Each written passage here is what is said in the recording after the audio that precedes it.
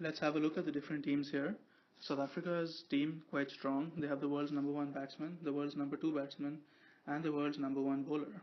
Now the Indian team has only one player in the top five according to the official ODI rankings by the ICC. That is Virat Kohli, who is at number three.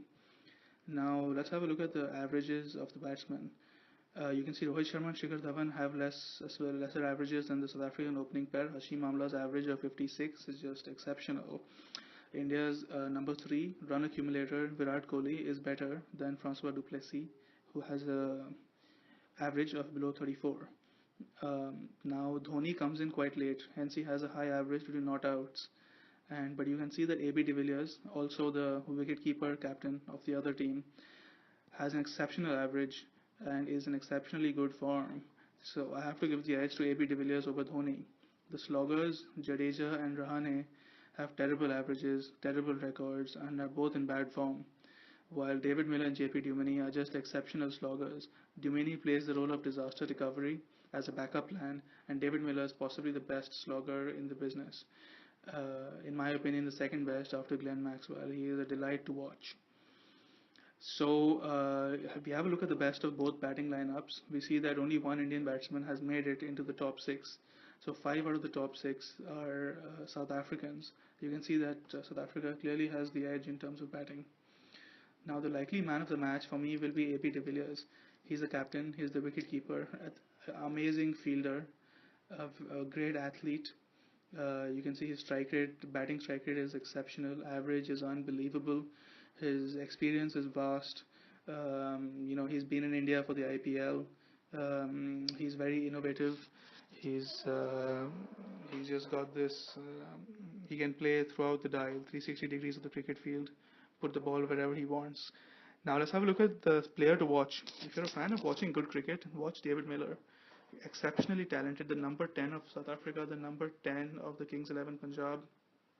He is one of the most delightful players to watch. Amazing talent, amazing skill, very physically strong, 6 feet 2 inches, very muscular, extensive T20 experience, and that reflects in his strike rate of almost 100.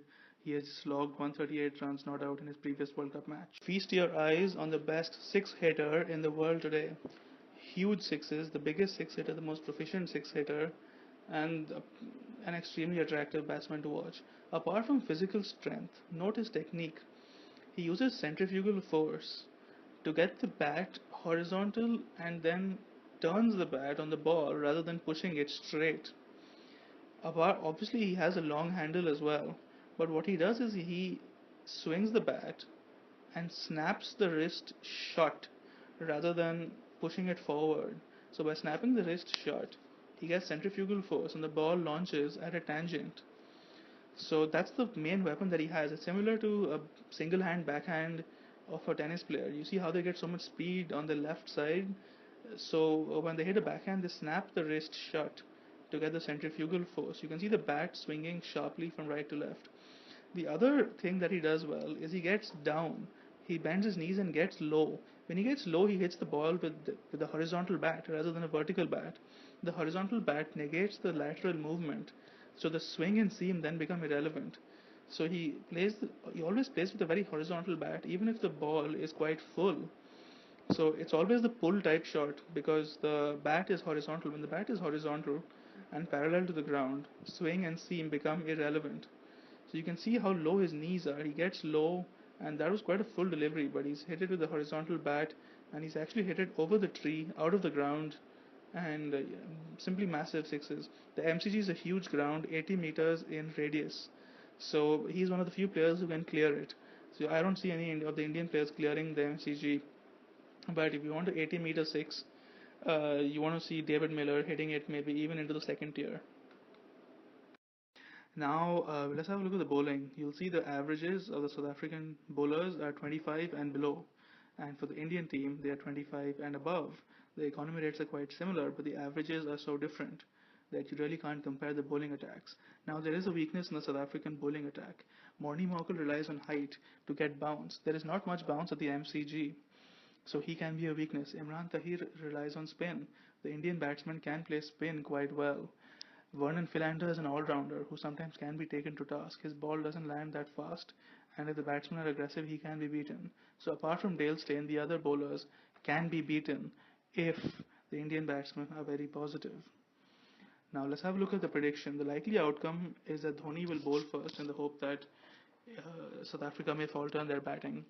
South Africa will probably bat first. Hence, South Africa bat first, score 350 runs. AB de Villiers grabs the limelight by the scruff of its neck. David Miller scores a very fast half century. India get out in 250 runs. Maybe some mediocre performances by Virat Kohli and MS Dhoni, but it's going to be a spanking, a sound spanking. South Africa will win by about 100 runs. Now there is hope for some different outcome. We could have India batting aggressively. The openers swing wildly and take advantage of South Africa's bowling weaknesses, as I pointed out, Mokul, Tahir, and Philander. However, such decision-making ability is very unlike the Indian team. The Indian bowling could get lucky, but the South African top order is too technically correct. Hashim Amla and Francois Duplessis, number 2 and number 3, are very technically correct batsmen. So they need a really wild ball to get them out. The second is that the two Indian batsmen have the day of their lives. Kohli's form has been exceptional. I think there's a 1/10th chance, a 1 in 10 chance that this may happen. That the Indian batsmen just get lucky and have the best day of their lives. So there's a 1 in 10 chance that India may be able to reverse the outcome.